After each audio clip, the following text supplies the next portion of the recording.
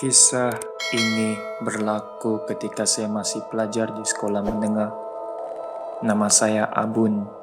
Saya adalah pelajar tingkatan 5 dan saya seorang yang agak pendiam. Saya lebih pentingkan studi daripada mendengar kisah-kisah seram asrama yang mengarut tuh. Saya tidak berminat mau tahu pun. Jadi, daripada mendengar hal-hal mengarut tuh, lebih baik saya memikirkan hal-hal penting, macam ujian pertengahan tahun yang bakal tiba tidak lama lagi. Memang perlu banyak buat ulang kaji. Sememangnya, saya merupakan salah seorang penghuni yang baru di asrama sekolah ini. Dan saya tahu asrama ini agak keras. Banyak kisah-kisah seram yang saya dengar. Satu hal yang saya tahu, belakang asrama ini dulu kawasan pekuburan, tapi itu cerita lama. Bagi saya benda lama jangan diungkit, nanti kena usik. Pada waktu minum petang, saya duduk menikmati secawan kopi panas sambil melihat senja berlabuh. Tapi mesti ada saja orang di sekeliling bercerita tentang kisah-kisah hantu kalau waktu petang nih. Tidak habis-habis cerita hantu dorang nih. Ada saja. Lagi-lagi cerita hantu cleaner asrama yang begitu populer di asrama nih. Itu makin saya dengar, makin seram sejuk pula saya rasa. Sebab pernah ada case konon lah. Tapi saya tidak habis dengar cerita itu. Lalu saya pun beredarlah dari tempat itu. Dan tergerak hati pula untuk pergi berbaring di bukit dekat pohon yang besar tuh. Rasanya ini kali keempat saya ke sana. Rasa nikmat baring di atas bukit ini tidak dapat diungkapkan dengan kata-kata. Saya merasakan amat selesa sekali. Tapi saya rasa pelik, sebab bulan ini kebanyakan pokok di sini mengalami keguguran daun.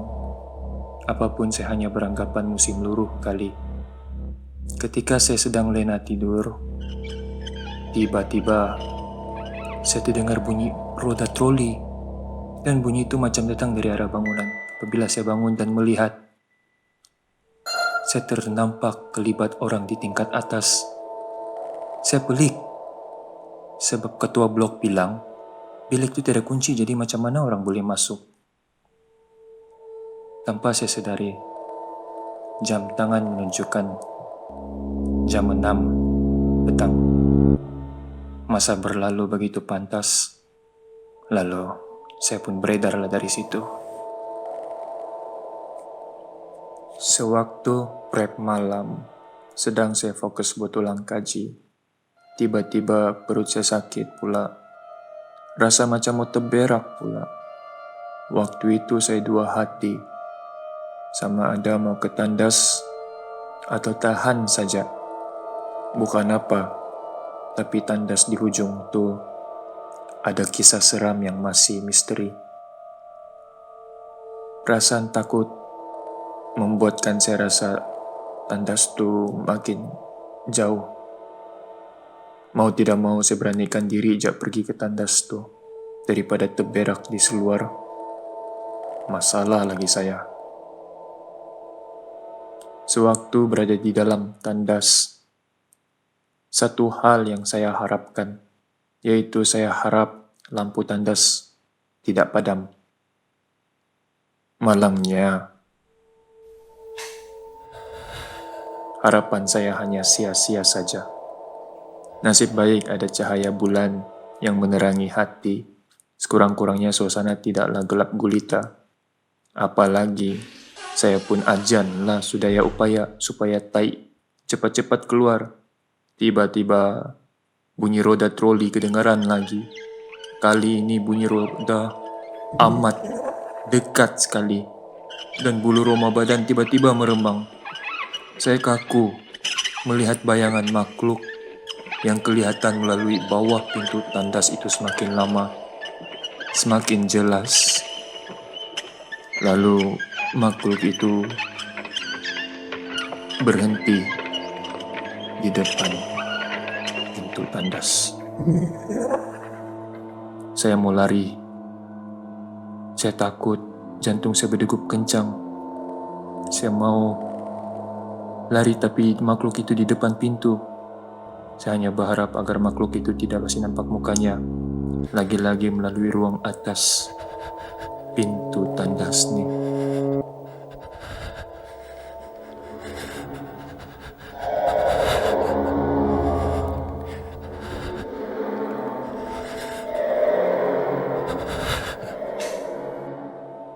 Nasib baik lampu on. Habis keluar semua tai malam tuh. Pada malam itu, cahaya bulan sungguh terang. Walaupun belum mengantuk, tapi saya coba untuk tidur. Namun saya merasa pelik, sebab suasana keheningan malam amat sunyi sekali. Selalunya ada bunyi cengkerik. Apapun makin saya coba tidur, makin hilang rasa mengantuk. Nasib esok hari Sabtu, jadi tidak masalah kalau bangun lewat. Kejadian tidak dapat tidur ini merupakan pengalaman pertama yang terjadi pada saya. Selalunya masa-masa begini sudah lena tidur. Tiba-tiba saya terdengar bunyi pelik dari arah belakang. Saya kenal bunyi itu. Jadi tanpa memikir panjang, saya tarik selimut. Perlahan-lahan. Saya menutup seluruh badan dengan selimut. Saya kenal bunyi itu. Tiba-tiba makhluk itu bersuara. Katil satu sudah tidur. Katil dua pun sudah tidur. Katil tiga pun sama. Katil empat ada orang belum tidur.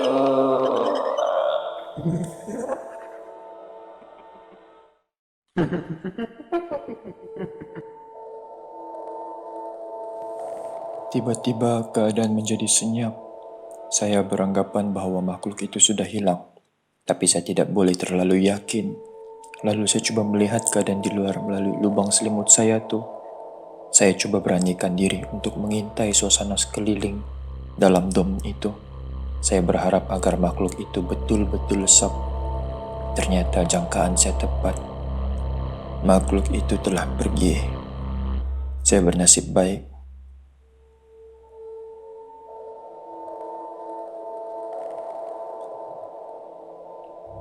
Tiba-tiba, mungkin perasaan saya saja kali.